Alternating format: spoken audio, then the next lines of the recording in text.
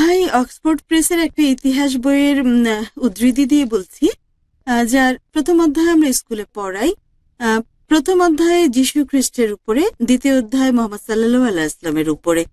কিন্তু ভাই, মোহাম্মদের উপর শিক্ষার যে সঠিক বই, সেটা তো কোরআন তার অনুসারীদের দিয়ে লেখা। আপনার কি মনে হচ্ছে না যে ভুল তথ্য দেয়া হচ্ছে?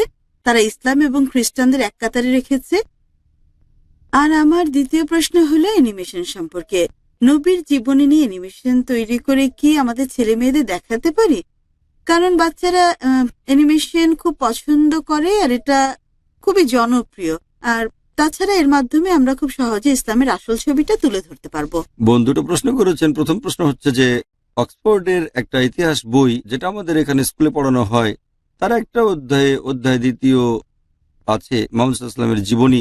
কিন্তু আমরা জানি যে মুহাম্মদ সাল্লাল্লাহু আলাইহি ওয়াসাল্লামের জীবনী এবং জীবনযাপন সম্পর্কে নির্দেশনামা যে বইতে আছে সেটা হচ্ছে কোরআন। আমাদেরকে আপত্তি জানানো উচিত। বোন, আপনাকে বুঝতে হবে যে যদি বইটা কোনো অমুসলিম লিখে থাকে, অমুসলিমের লেখা বই হয়, আর সেটা যদি সিলেবাসে থাকে, হয়তো এদিক সেদিক কিছু পরিবর্তন থাকতে পারে, একদম এক নাও হতে পারে। এর পেছনের উদ্দেশ্যটা আমাদের বুঝতে হবে, উদ্দেশ্যটাই গুরুত্বপূর্ণ। যদি উদ্দেশ্য হয় ইসলামকে ছোট করা, আমাদের আপত্তি আছে। কোন সময় কোনো মানুষ অজ্ঞতার কারণে ভুল কিছু বলতে পারে, সেটা ভুল।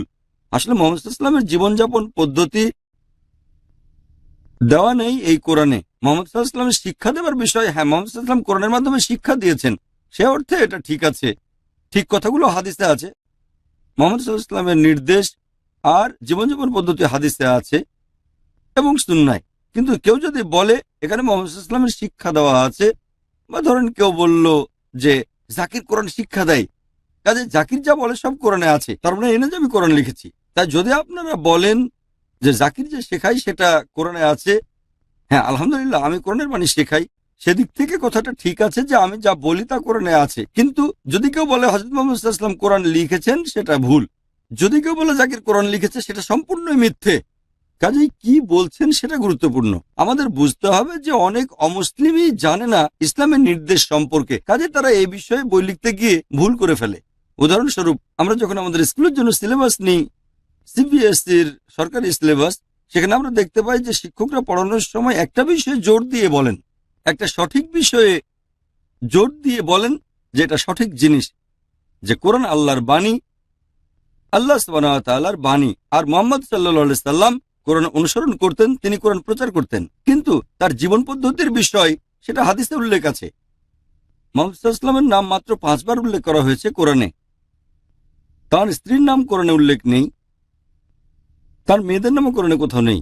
কাজে বুঝতে পারছি যে হ্যাঁ, আমাদের নবীর জীবন নিয়ে অনেক ধরনের কথা আছে, কিন্তু তার কথা সুন্নাহ দেয়া আছে হাদিসে। সুতরাং আমরা মুসলিমরা যখন পড়াবো এই বই আমাদের স্কুলে, তখন দেখতে হবে সেটা যেন সংশোধন করে পড়ানো হয়।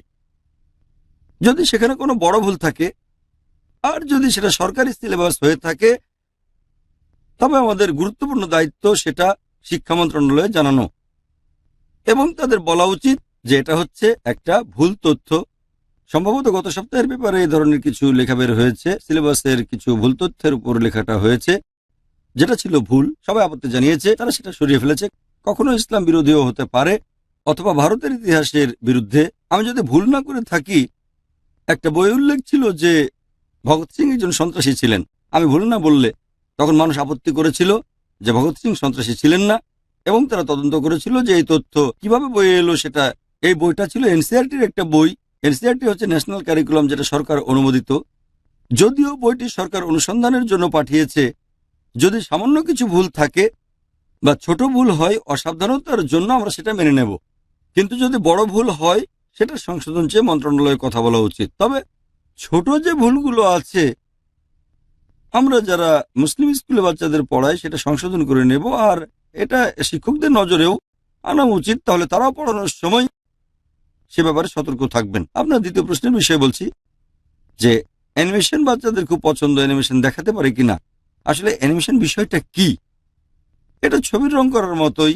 যেমন বর্তমানে ছবির ক্ষেত্রে এটা হচ্ছে অ্যানিমেশন দিয়ে করা হচ্ছে, কিন্তু সাধারণ নিয়মে ভাস্কর্য রং করা, মূর্তি পূজা রং করা, এই বিষয়টা হারাম সাধারণ নিয়মে। কিন্তু মানুষকে প্রাকৃতিক রঙে বা জীবন্ত কিছু, যেমন পশু পাখি ইত্যাদি, বা কোনো স্থাপত্য ভাস্কর্য ইত্যাদিতে অ্যানিমেশনের বিষয়ে অনুমতি আছে। তবে যদি বাচ্চাদের জন্য কোনো অ্যানিমেশন করা হয়, হাদিসে আছে মুহাম্মদ সাল্লাল্লাহু আলাইহি ওয়াসাল্লাম বাচ্চাদের পুতুল নিয়ে খেলার অনুমতি দিয়েছেন। আর হাদিসে আছে সহিহ বুখারী, আবু দাউদ, নবী বলেছেন যে বাচ্চাদের জন্য পুতুলের অনুমতি আছে। এমনকি মায়েদের জন্য বিখ্যাত বিশেষজ্ঞদের ফতোয়া আছে যে বাচ্চাদের ভালো শিক্ষা দেবার ক্ষেত্রে মায়েদের এবং শিক্ষকদের অনুমতি আছে যে তারা এগুলো ব্যবহার করতে পারবে বাচ্চাদের ভালো শিক্ষা দেওয়ার জন্য।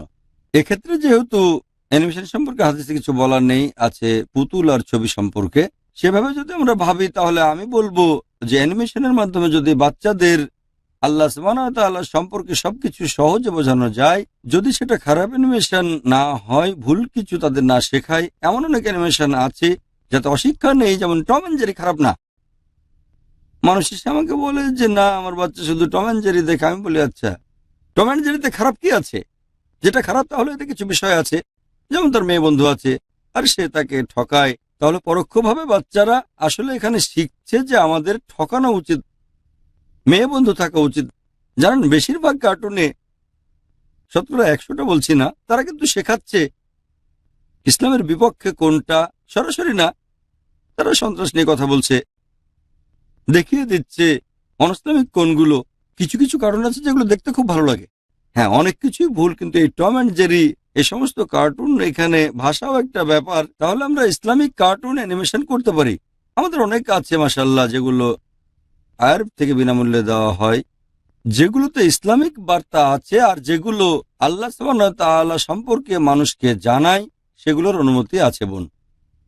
আশা করি উত্তরটা পেয়েছেন।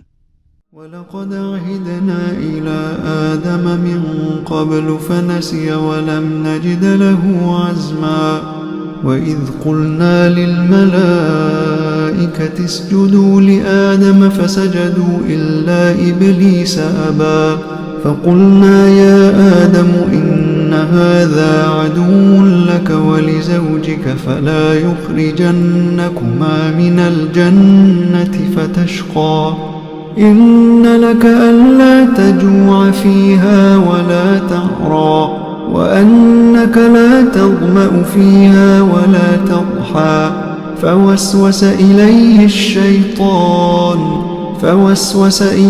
الشيطان قال يا آدم هل أدلك على شجرة الخلد وملك لا يبلى